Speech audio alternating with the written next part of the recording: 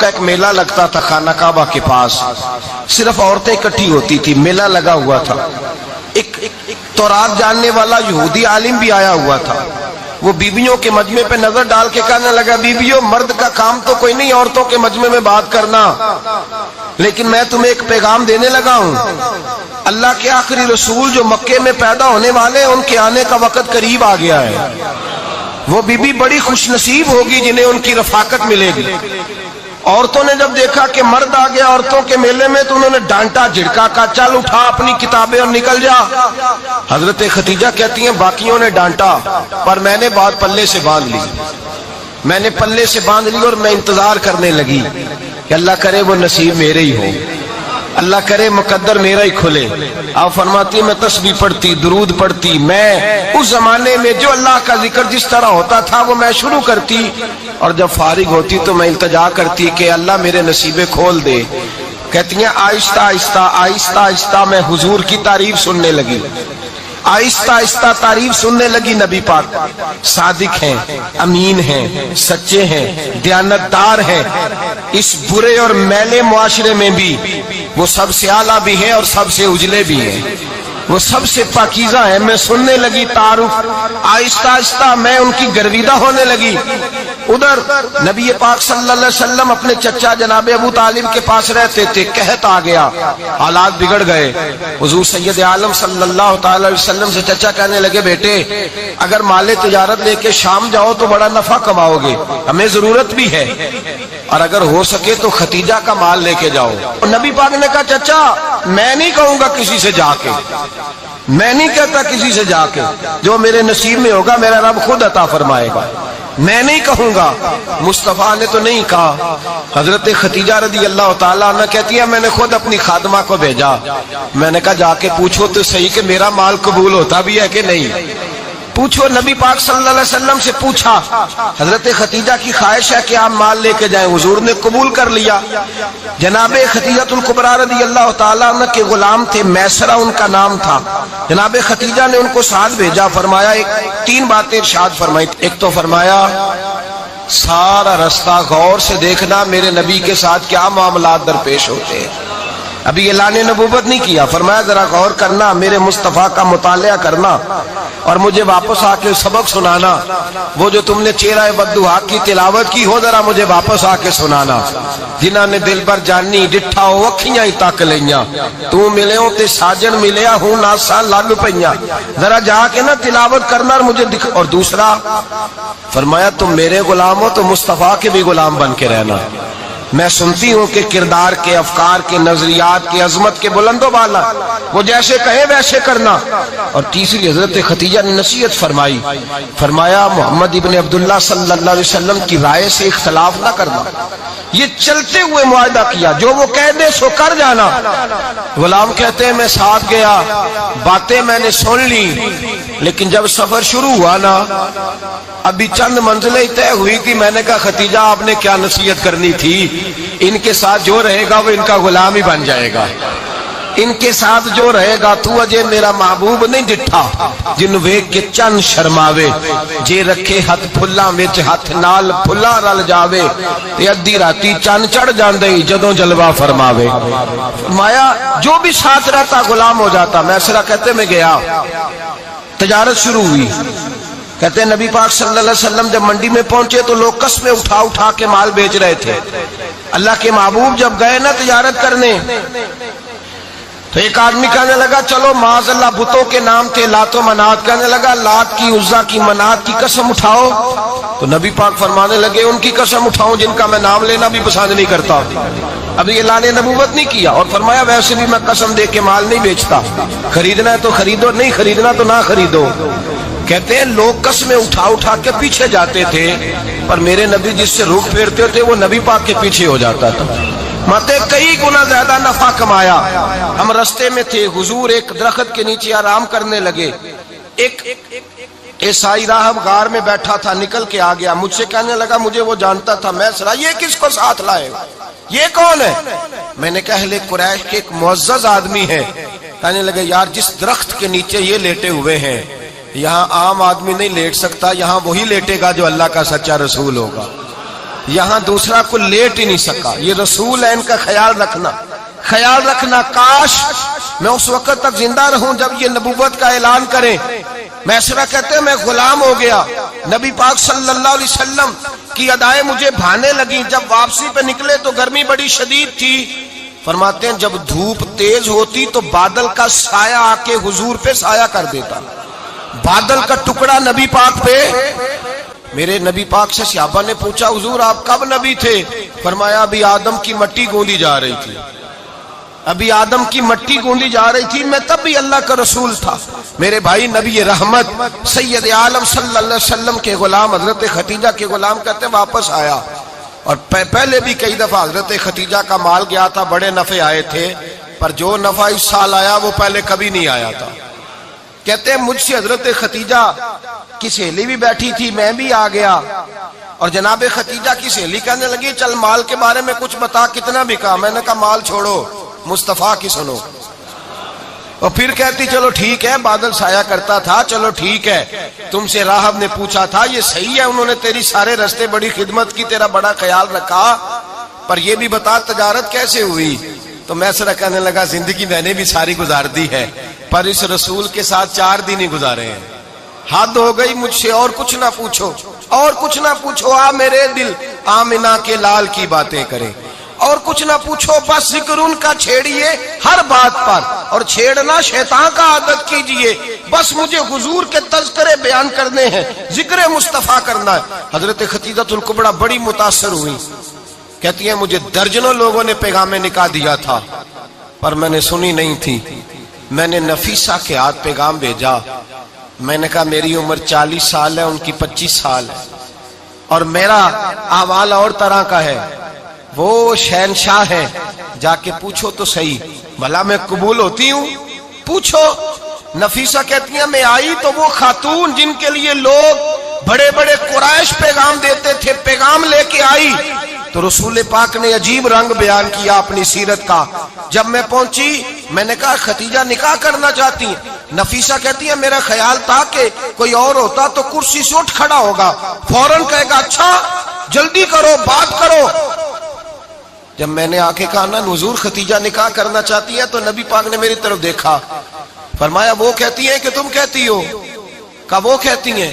تو حضور نے فرمایا ٹھہر جاؤ، میں اپنے چچا سے پوچھ کے بتاؤں گا، میں مشورہ کروں گا، میں پوچھ کے بتاؤں گا.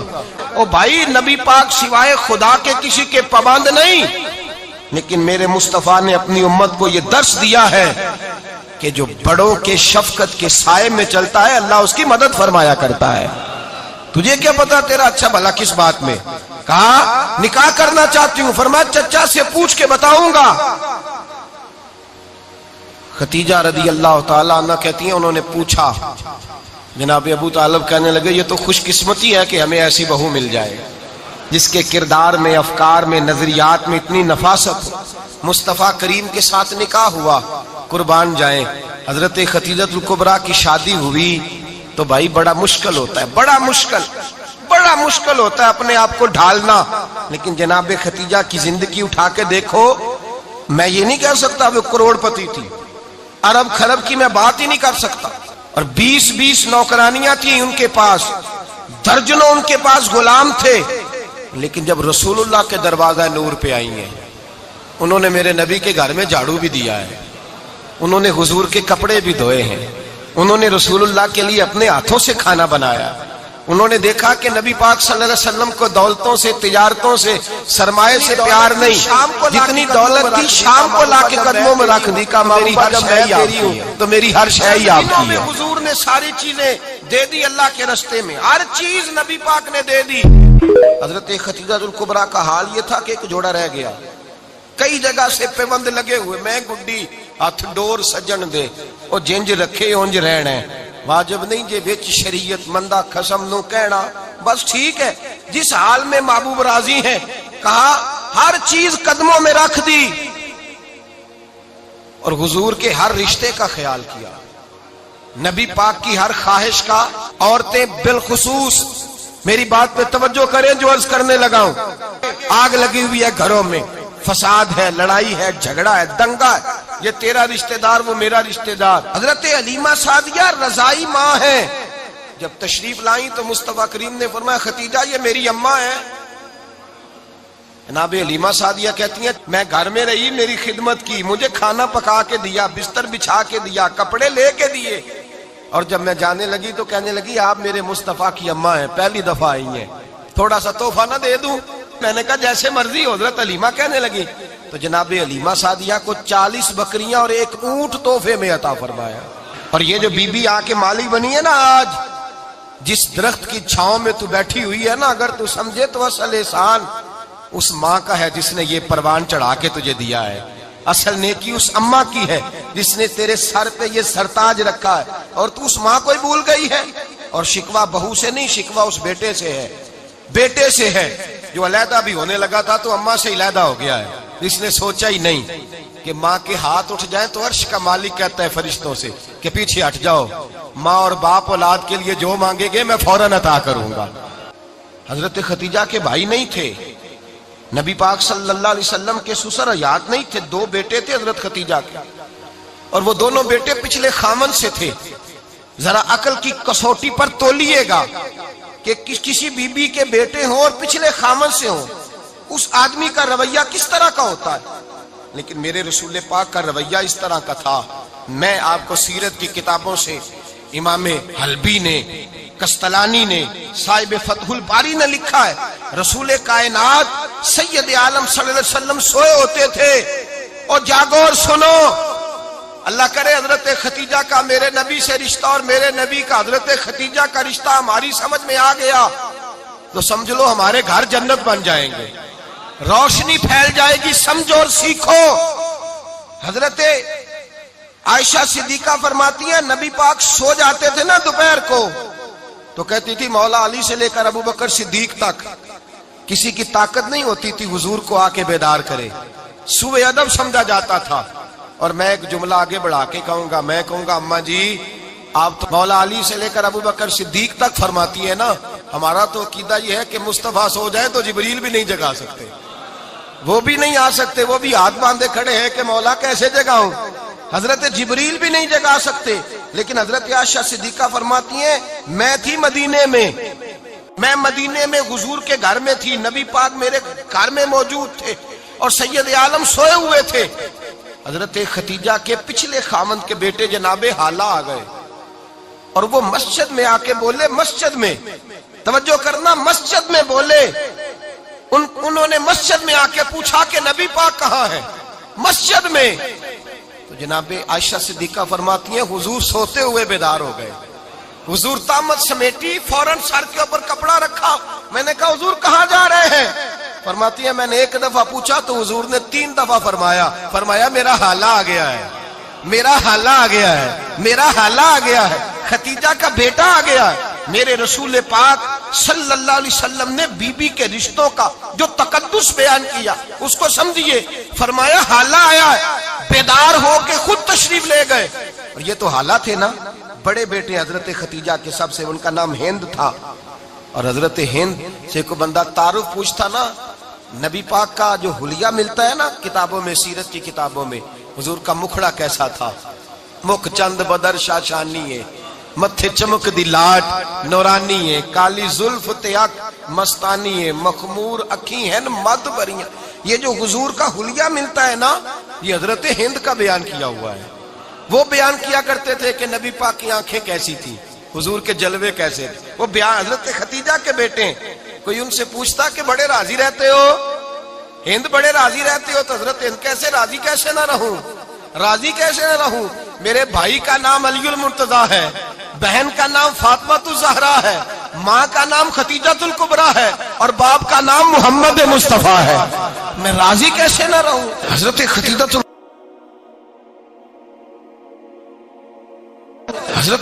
الکبریٰ کے رشتوں کے ساتھ رسول اللہ کا پیار، ان کے رشتے.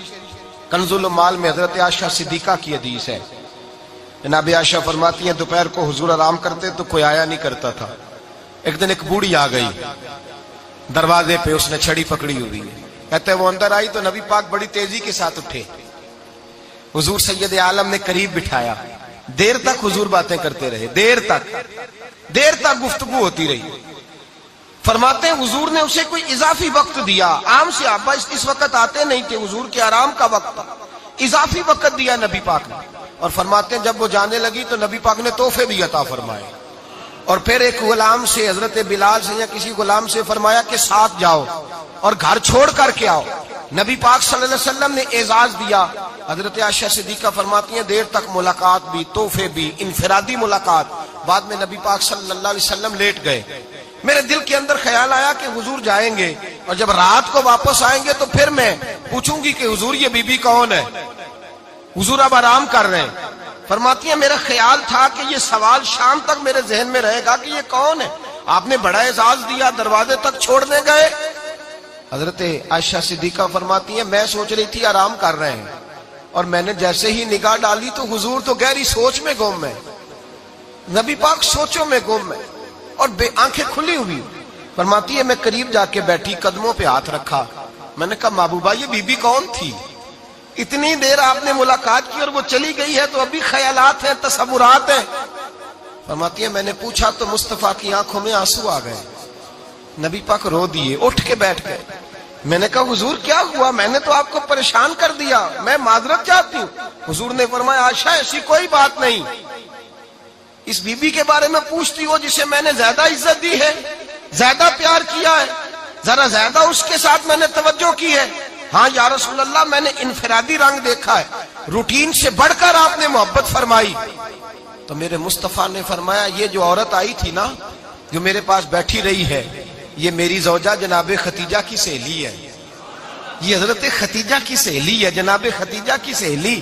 فرمایا یہ مکے میں ختیجہ سے ملنے آیا کرتی تھی, ختیجہ اسے وقت دیتی تھی, پاس بٹھاتی تھی, کھانا کھلاتی تھی, دکھ سکھ سنتی, اور تھوڑی غریب ہے, جب یہ جاتی تھی تو ختیجہ تحفے بھی دیتی تھی. فرمایا آج جب یہ آئی ہے تو ختیجہ کی یادیں تازہ ہو گئی. دیر تک میں نے اس سے بات کی ہے, گفتگو کی, جاتے دفعہ تحفہ دیا ہے, اس لیے کہ حسن العہد من الایمان, اچھے طریقے سے وعدہ نبھانا یہ بھی ایمان کا حصہ ہے. اچھے طریقے سے عہد نبھانا, تعلقات نبھانا یہ بھی ایمان کا حصہ ہے. حضرت ختیجہ کی سہیلیوں سے رسول اللہ صلی اللہ علیہ وسلم کا رشتہ, پہلی وحی نازل ہوئی نبی پاک پر. اب حضور جب ابتدائے وحی کے ایام آئے تو حضرت ختیجہ فرماتی ہیں رسول پاک غار حرا میں چلے جاتے, کئی کے دن وہاں رہتے. پہلی وحی آئی تو قرآن مجید کی تاثیر یہ ہے کہ لو انزلنا ھذا القرآن علی جبل لرأیتہ خاشعا متصدعا من خشیۃ اللہ. فرمایا اگر میں پہاڑوں پہ نازل کروں قرآن کو تو وہ بھی میرے خوف سے ریزہ ریزہ ہو جائے. اتنی تاثیر ہے. جب حضور کے قلب اطہر پر آیا تو نبی پاک کانپتے ہوئے گھر آئے, زملونی زملونی, مجھے چادر اڑاؤ چادر اڑاؤ. حضرت ختیجہ نے چادر دی, بیٹھ گئے. کہا ختیجہ آج کوئی آنے والا آیا ہے, اقرأ بسم ربک الذی خلق, یہ آیات اس نے مجھے دی ہیں اور میں بڑے خوف کے عالم میں ہوں. حضرت ختیجہ کے لفظ بڑے حسین ہیں. جناب ختیجہ الکبریٰ رضی اللہ تعالیٰ عنہ کیا فرماتی ہیں, کہتی ہیں یا رسول اللہ صلی اللہ علیہ وسلم آپ غم نہ کریں, رب آپ کو رسوا نہیں کرے گا, عزتیں عطا کرے گا. اور دلیل کیا ہے؟ حضرت ختیجہ فرمانے لگی دلیل یہ ہے کہ آپ غریبوں کی مدد کرتے ہیں, مسکینوں کا خیال رکھتے ہیں, اور محبوبہ کمزوروں کا بوجھ آپ اٹھاتے ہیں. جس کے اندر یہ خوبیاں ہوتی ہیں اللہ اسے عزت ہی عطا فرمایا کرتا ہے. حضرت ختیجہ الکبریٰ رضی اللہ تعالیٰ عنہ سب سے پہلے نبی پاک پہ ایمان لائی. بڑا مشکل ہوتا ہے. ہمارے جو فلسفے کے لوگ ہیں وہ کہتے ہیں بہت بڑا ولی اللہ بھی ہو تو بیوی اس کی مان جائے, یہ مشکل ہوتا ہے کام, یہ مشکل ہوتا ہے. حضرت ختیجہ الکبریٰ رضی اللہ تعالیٰ عنہ سب سے پہلے ایمان. اور کس طرح کا ایمان, کس طرح کا ایمان؟ ابن ماجہ میں روایت ہے, غور کرنا. حضرت قاسم نبی پاک صلی اللہ علیہ وسلم کے صاحبزادے, حضور کی 6 اولادیں, 4 بیٹیاں 2 بیٹے حضرت ختیجہ سے ہوئے, 4 بیٹیاں اور 2 بیٹے. دھوکہ دیتے ہیں بعض لوگ, کہتے ہیں حضرت ختیجہ کی ایک ہی بیٹی تھی. حضرت قاسم حضور کے بیٹے تھے, وہ وصال کر گئے. حضرت ختیجہ ابھی دودھ پلاتی تھی کہ شہزادے پردہ کر گئے. ایک دن گھر میں بیٹھی ہوئی تھی تو کہنے لگی یا رسول اللہ صلی اللہ علیہ وسلم میرے بیٹے قاسم کے حصے کا دودھ میرے وجود میں بھر آیا ہے, کاش میرا رب اتنا موقع دیتا کہ میرا بیٹا مدت رضاعت ہی پوری کر لیتا, وہ دودھ پی لیتا. نبی پاک نے فرمایا ختیجہ تو غم نہ کر, اللہ تبارک و تعالیٰ نے تیرے بیٹے کی مدت رضا جنت میں پوری کر دی ہے، جنت میں پوری کر دی ہے۔ اور نبی پاک نے اپنا اختیار بیان فرمایا ابن ماجہ میں، رسول پاک نے فرمایا اگر تو کہے تو میں یہاں بیٹھے بیٹھے تجھے تیرے بیٹے کی آواز سناؤں، عرض کروں رب کی بارگاہ میں ابھی تجھے سناؤں تیرے بیٹے کی بات، ابھی وہ جنت میں بولے۔ لطف نہیں آیا آپ کو اس بات کا؟ میں ابھی سناؤں تجھے بات، سیاستہ کی روایت، ابھی سناؤں تیرا بیٹا بولے گا جنت میں، آواز یہاں مکے میں آئے گی، سناؤں۔ بڑے لوگ کرامت دیکھنا چاہتے ہیں، معجزہ دیکھنا چاہتے ہیں، کہتے ہیں جی میں تو وہ دیکھ کے آؤں گا۔ کہا سناؤں؟ حضرت خدیجہ کا ایمان دیکھیں، کہنے لگی محبوبہ مجھے سننے کی کیا ضرورت ہے، میں خدا کو بھی مانتی ہوں، محمد مصطفیٰ کو بھی مانتی ہوں، میں بن دیکھے ہی مانتی ہوں، بن دیکھے ہی مانتی ہوں، مجھے سننے کی ضرورت آپ نے کہہ دیا تو سو ہو گیا، مجھے حاجت۔ حضور کہہ رہے ہیں اگر تو کہے تو دعا کروں، التجا کروں، ابھی آواز اللہ سنا دے، ابھی سناؤں؟ حضرت خدیجہ کہتی ہے نہیں حضور میں بن دیکھے ہی، میں ان لوگوں میں سے نہیں ہوں جو پہلے دیکھ داکھ کے آئے، پلٹ کے آئے، دیکھ کے سودا کریں، میں تو ان لوگوں میں سے ہوں جو بن دیکھے مانا کرتے ہیں۔ یؤمنون بالغیب کی قائل کہہ رہا تھا کہ بڑا ظالم ہے چھوٹا بھائی، بلکہ وہ کہے یار ساری باتیں اپنی جگہ پہ رہی، پر وہ کہہ رہا تھا آخر میرا بھائی ہے، میرا بھائی کے بغیر گزارا تو نہیں نا۔ تو وہ خلاف واقعہ بات کرے، چھوٹے کے پاس آیا اور آ کے کہا کہ بڑے سے میں ہو کے آیا ہوں، تو اس نے کہا تمہیں پتہ ہی نہیں، بڑا تو بڑی دیر سے کھا رہا ہے، کھا ہی سارا بڑا گیا۔ تب یہ بات چھوٹے کو آ کر بتانے کی ضرورت ہے، تو ایسی بات کر جو بظاہر خلاف واقعہ ہو لیکن لوگوں کو جوڑ دے۔ جوڑنے کے لیے خلاف واقعہ بات کرنے کی اجازت ہے، اب لوگ توڑنے کے لیے خلاف واقعہ بات کرتے۔ چاہیے تھا کہ جوڑتے، کہتے تیرا بھائی ہے، میں تو بات نہیں کرنا چاہتا پر ہے پورا ظالم، وہ کیا کرے بھائی، تیرا بھائی ہے، اب رشتے بدلتے نہیں۔ تو میں نے کہا جناب نے بڑا اچھا کردار ادا کیا، آ گئی ہے سمجھ آپ کیا کہنا چاہ رہے ہیں۔ تو لوگ توڑنے کے لیے کردار ادا کرتے، ایک تو یہاں اجازت دی، دوسرا میرے نبی کریم صلی اللہ علیہ وسلم نے فرمایا جنگ کے موقع پر اگر تمہیں خلاف واقعہ بات کرنی پڑے تو اس کی تمہیں جنگی حکمت عملی کے لیے اجازت ہے۔ تیسرا فرمایا کہ اپنی بیوی کو مطمئن کرنے کے لیے اگر کسی شخص کو خلاف واقعہ بات کرنی پڑے تو اس کی اسے کس بات کی اجازت ہے؟ چلے مسکرائیں نا آپ، ویسے ہی بتا دیں، ہو ذرا سنجیدہ اس مسئلے پر، اس میں ہنسنے کی کیا ضرورت ہے، یہ کوئی ہنسنے والی بات تھوڑی ہے، اس پہ آپ ویسے ہی بتا دیں۔ لیکن بیوی سے خلاف واقعہ بات کریں آپ، کبھی اس کو منانے کے لیے کوئی ایسی بات کر دیں، لیکن اگر جھوٹ کا پلندہ اس کے سامنے بھی کھول دیں گے نا، اس کا بھی اعتماد ضائع ہو جائے، اور میاں بیوی کا رشتہ ہی اعتماد پہ قائم ہوتا ہے۔ جب وہ سمجھ جائے گی نا کہ میرے ساتھ بولتا ہی جھوٹ ہے، سچ بولتا ہی نہیں، تو پھر یہاں بھی معاملہ صحیح نہیں رہے گا۔ تو یہ دو تین مواقع، ایک چوتھی بات ہے اس پر بھی تھوڑی توجہ کر لیں تاکہ مضمون کو آگے سمجھنے میں آسانی ہو جائے۔ ایک ہے ذو معنی لفظ استعمال کرنا حکمت کے تحت، حکمت کے تحت ایک آدمی کے سامنے کھانا آیا ہے تو وہ کھانا اس کے لیے مضر صحت ہے، بعض لوگ بعض چیزیں کھا کے ان کی طبیعت بگڑ جاتی ہے، اب سامنے والا کہتا ہے جناب کھانا، تو وہ کہا الحمدللہ جی الحمدللہ، بے شک بھوک لگی ہوئی ہے، لیکن اب وہ کھانا اگر کھائے گا اس کے لیے تکلیف ہے، تو اس کو یہ اجازت ہے کہ وہ سامنے والے کا دل بھی بچا لے اور اپنی صحت بھی۔ لیکن وہاں بھی ہم لوگ نخرہ دکھاتے ہیں، ہم لوگ نخرہ دکھاتے ہیں، کہتے ہیں جی یہ بلائلر میں نہیں کھاتا، یہ جو بڑا گوشت ہے یہ میں نہیں کھاتا، تو آپ صاف کہیں کہ جناب میرا نخرہ بڑا، میرے لیے چھوٹا گوشت پکائے، بات ختم ہو گئی۔ اب سامنے والے کی گنجائش نہیں تو وہ کیا کرے؟ تو اس پہ آپ، اللہ تعالیٰ روزی دیتا ہے نا روز گھر میں، تو گھر میں اللہ تعالیٰ توفیق دے گا تو جب ہمت ہوگی پکا کے کھا لیں گا، تو دوسرے کا دل بھی بچ جائے گا اور آپ کا جھوٹ بھی۔ اس کی دلیل نبی کریم صلی اللہ تعالی علیہ وآلہ وسلم کو حضرت صدیق اکبر مکے سے مدینے لے کے جا رہے تھے تو رستے میں ایک شخص ملا، وہ بڑا دشمن تھا اسلام کا، اس نے نبی پاک صلی اللہ علیہ وسلم کو دیکھا، جناب صدیق اکبر کو دیکھا، لیکن وہ حضور کو نہیں جانتا تھا، حضرت ابو بکر صدیق کو جانتا تھا۔ اب اس نے پوچھ لیا کہ ابو بکر یہ آپ کے ساتھ کون ہے؟ تو جناب صدیق اکبر رضی اللہ تعالیٰ عنہ فرماتے میرے دل میں خیال آیا کہ اگر میں نے حضور کا نام بتایا تو یہ شور بھی کرے گا اور ہو سکتا ہے تکلیف بھی پہنچائے، تو میں نے ایک حکمت کا جملہ استعمال کیا، ہادی کہا کرتے تھے رستہ دکھانے والے کو، تو عرب کے لوگ کسی کو کئی دفعہ ساتھ رکھتے تھے کہ ہمیں رستہ دکھاؤ، اس کو ہادی بنا لیتے تھے، کئی دفعہ بندے کہتے تھے آؤ چوک تک چھوڑ آتے ہیں آپ کو، پھر آپ سیدھا یہ روڈ، اس کو ہادی کہا جاتا تھا۔ تو حضرت ابو بکر صدیق کہتے ہیں کہ لوگ تو کہتے تھے نا چوک تک چھوڑنے والے کو ہادی، تو میں اپنے نبی کو اس لیے ہادی کہتا تھا کہ یہ جنت تک چھوڑ کے آئیں گے اور جنت کے بعد بھی ساری نعمتیں ان کی ہدایت سے ملے گی۔ کہتے جب کہا نا یہ کون ہے، تو میں نے ایسا لفظ استعمال کیا کہ جس سے محفوظ بھی رہے اور سچ بھی ہو گیا۔ حضرت صدیق ایک بار عرض کرنے لگے یہ میرے ہادی ہیں، یہ میرے ہادی ہیں، تو وہ سمجھا کہ یہ چوک تک، گلی تک، اگلے چوراہے تک چھوڑنے جا رہے ہیں، اس طرح کے ہادی ہیں۔ کہتے میں نے کہا ہادی ہیں، تو وہ کہا اچھا اچھا اچھا تمہارے ہادی ہیں۔ وہ گزر گیا، فرماتے میں نے حضور کی طرف دیکھا تو محبوب مسکرائے، گویا محبوب سمجھ گئے کہ ابو بکر نے جو والا ہادی مجھے کہا ہے وہ والا ہادی ہے جو جنت کا راستہ دکھاتا ہے۔ تو اس طرح کا ذو معنی لفظ استعمال کرنا شریعت کے اندر جائز ہے، لیکن جھوٹ، صریحاً جھوٹ، اور ہمارے زمانے کے اندر تو جھوٹ، ایسا لوگ جھوٹ بولتے ہیں جو گناہ بے لذت ہے، کوئی مطلب ہی نہیں۔ اگر آپ ناراض نہ ہو تو بڑے بڑے سیانے لوگ جھوٹ بولتے ہیں۔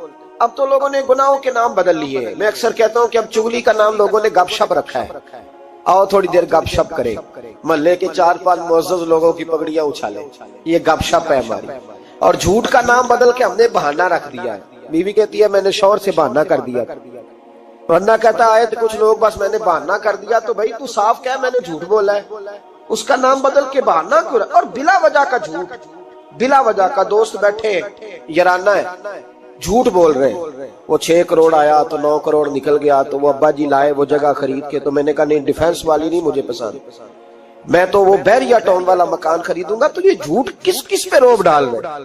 اور جس کو جھوٹ سنایا جا رہا ہے وہ بھی آگے سے جھوٹ بول رہا ہے، وہ کہہ رہا ہے نہیں تیرے تو ابے نے دیکھا، میرے دادے نے بھی 10 کروڑ دیکھا ہوا ہے۔ تو ان کہانیوں کا مطلب کیا ہے؟ کیوں لوگ ایسا کرتے ہیں بلا وجہ؟ اور پھر کچھ لوگوں کو ہر وقت بولنے کی اجازت ہے، وہ کہتے ہیں میں کہانی بنا کے سنانی پڑے، سنانی ضرور ہے، مذاق۔ ایک آدمی لطیفہ سنا لیا تو اب اس کی عزت نہیں بچتی جب تک یہ نہ سنائے۔ راز ہو گئے آپ لوگ، گھورنے لگے ہو نا بیچ بیچ میں سے تھوڑا تھوڑا، صحیح کہہ رہا ہوں؟ کیا ہوتا ہے کہ اب سنانا ضرور ہے لطیفہ، چاہے جھوٹا گھڑ کے بیان کیا جائے۔ میرے نبی پاک علیہ السلام نے فرمایا جو میرا مومن ہوتا ہے وہ مذاق میں بھی جھوٹ نہیں بولتا اور جھگڑے میں بھی جھوٹ نہیں بولتا۔ یعنی جب بندہ مذاق کر رہا ہوتا ہے تو جو مرضی کہہ جاتا ہے، فرمایا جو میرا کلمہ پڑھنے والا ہے وہ مذاق میں بھی جھوٹ نہیں بولتا، اور جب جھگڑا کرتا ہے تو آدمی کو غصہ ہوتا ہے، وہ بڑا کچھ کہہ دیتا ہے، فرمایا میرا مومن غصے میں بھی جھوٹ نہیں بولتا بلا وجہ۔ اور اگر میں کئی دفعہ حرمین شریفین کے سفر میں موقع ملتا، حاجیوں کی ملاقاتیں ہوتی ہیں تو پتہ نہیں کیا کچھ سناتے رہتے، پتہ نہیں ایک دوسرے کو کیا داستانیں سناتے ہیں، وہ صاحب کیا بتائیں، وہ ڈیرے پہ اتنے لوگ آتے ہیں بڑے پریشان ہیں تو بڑا ایسا ہے، تو کیا ضرورت ہے یہ؟ اگر کسی کے پاس خوشبو ہو نا اسے بتانے کی ضرورت نہیں پڑتی کہ میرے پاس خوشبو ہے، خوشبو آ جاتی ہے، خوشبو بولیے، خوشبو بہرحال آ جاتی، خوشبو آئی جاتی، نکل جاتی ہے خوشبو، وہ بہرحال بات کر دیتی ہے۔ ہم کئی دفعہ اجتماعات میں جاتے ہیں تو نقیب محفل میں لفظ رٹے ہوتے ہیں اور سب کے لیے بول دیتا ہے فلاں صاحب فلاں، میں روک دیتا ہوں، میں کہتا ہوں صاحب اگر ہمارے اندر کچھ ہوا تو باہر نکل آئے گا، تو آپ کے بتانے سے، بڑھانے سے، اونچا بٹھانے سے کیا فرق پڑے؟ جھوٹ کی زندگی، اور لوگ بلا وجہ رشتے جھوٹ پہ قائم ہوتے ہیں۔ ایک بڑے پیار والے دوست تھے، کہنے لگے دعا کریں، عزیزوں کی بچی ہے، شادی کے 15 دن بعد گھر لوٹ آئی۔ میں نے کہا وجہ کیا ہوگی؟ کہنے لگے چھوٹی سی غلطی ہو گئی، گاؤں میں رہتے تھے، بچی کا رشتہ نہیں ہوتا تھا تو ڈی سی کالونی میں آ کر، بڑی سوسائٹی میں آ کر کرائے کا مکان خریدا، تو بس چند دنوں میں رشتہ ہو گیا۔ اب جب بچی والوں کو پتا چلا ہے کہ گاڑیاں بھی بیگانی تھی اور مکان بھی کرائے کا تھا تو بچی لوٹ آئی ہے۔ دیکھیں نا لوگ کتنے لالچی ہیں، ان کو جب سمجھ آئی ہے کہ مکان کرائے کا تھا تو انہوں نے رشتہ توڑنے کی طرف آ گئے۔ تو میں نے کہا وہ نہیں لالچی، آپ جھوٹے، آپ نے جو تھے وہ دکھانا چاہیے، جو آپ نہیں تھے وہ آپ نے کیوں دکھایا؟ جھوٹ کیوں بولا؟ جب بچی والے کے گھر میں بچے والے رشتہ دیکھنے آتے ہیں تو بچی کا باپ لاکھوں کی باتیں کیوں چھیڑتا ہے؟ وہ کروڑوں اربوں کی باتیں کیوں کرتا ہے؟ کا ایک میلہ لگتا تھا خانہ کعبہ کے پاس، صرف عورتیں اکٹھی ہوتی تھی، میلہ لگا ہوا تھا، ایک تورات جاننے والا یہودی عالم بھی آیا ہوا تھا۔ وہ بیویوں کے مجمع پہ نظر ڈال کے کہنے لگا بیویوں مرد کا کام تو کوئی نہیں عورتوں کے مجمع میں بات کرنا، لیکن میں تمہیں ایک پیغام دینے لگا ہوں، اللہ کے آخری رسول جو مکے میں پیدا ہونے والے ہیں ان کے آنے کا وقت قریب آ گیا ہے. وہ بی بی بڑی